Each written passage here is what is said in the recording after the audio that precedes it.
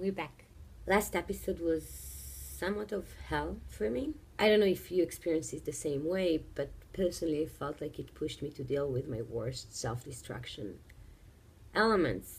We are halfway through the series, and I was thinking about it a lot, and I decided that I want to shift our focus a little bit. So, instead of Toolkit for the fresh rape victim, from now on, please call the series Toolkit for Rape Recovery.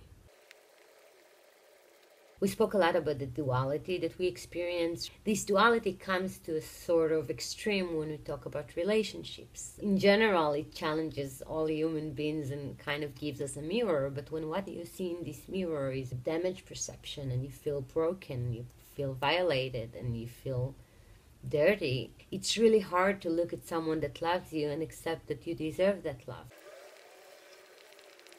Full disclosure.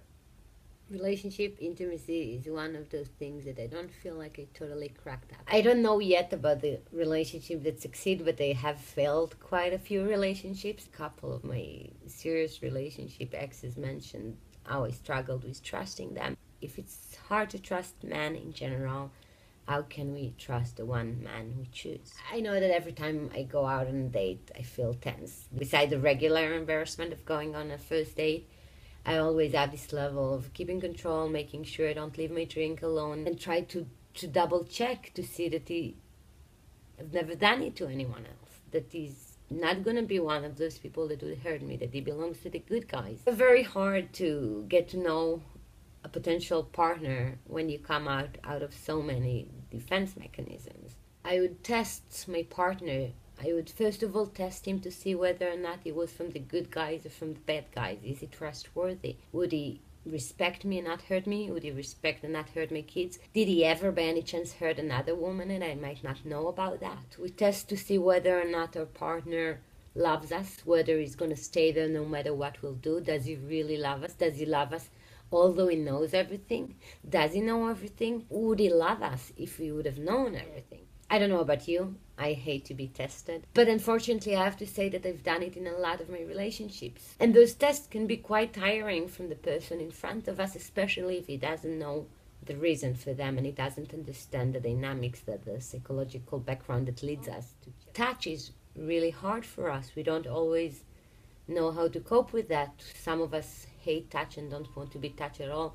Some of us crave to touch, but touch is always the issue. Until today, every time someone would touch me accidentally or not, my first reaction is freezing and being ready for danger. And it's really hard to develop an intimacy in a warm physical relationship when you're dreading touch. The biggest issue of all, obviously, is sex. This is a painting I did a few months ago, and only after I finished it I realized the obvious similarity to a bleedy vagina.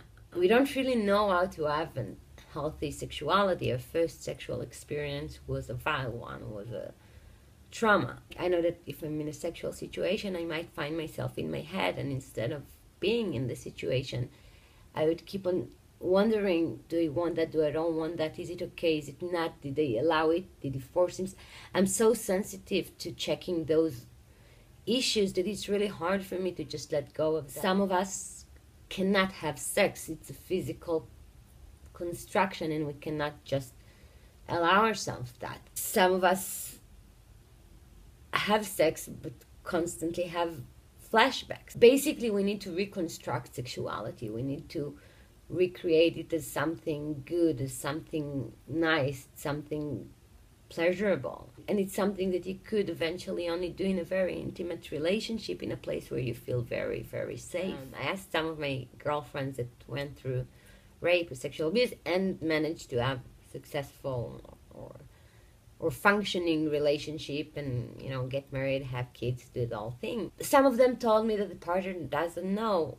It affects the way we perceive the world so much that if your partner doesn't know about that, there is a really big gap between the way he perceives you and the way you react. And in those cases, my friends basically have to deal with that by themselves, so I wouldn't suggest that. Other friends told me about this relationship that they would call somewhat therapeutic relationships. So some of them found a very, very, very sensitive and containing man that knows everything and is willing to go with their limitations and with their boundaries. I definitely think that's the better version for a relationship. So there is a question of how much does your partner wants, needs, and able to contain what you went through, and how much you're willing to put it into your relationship and bring this awful experience into this beautiful, intimate thing you're trying to create. I feel like I should be careful from not letting a relationship be too therapeutic. One of the core issues that we have to deal with is a very, very low self-esteem. If you have very low self-esteem, it means you don't like yourself that much and you don't feel you deserve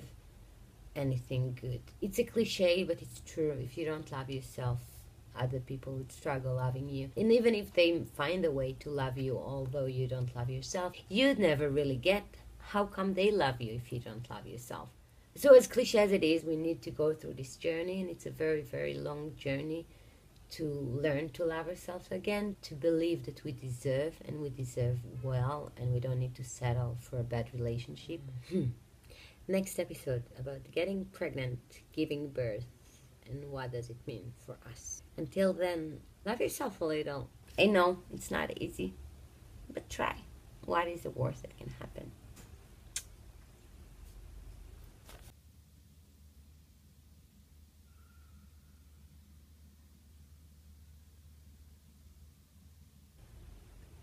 That's the one intimacy I'm not struggling with.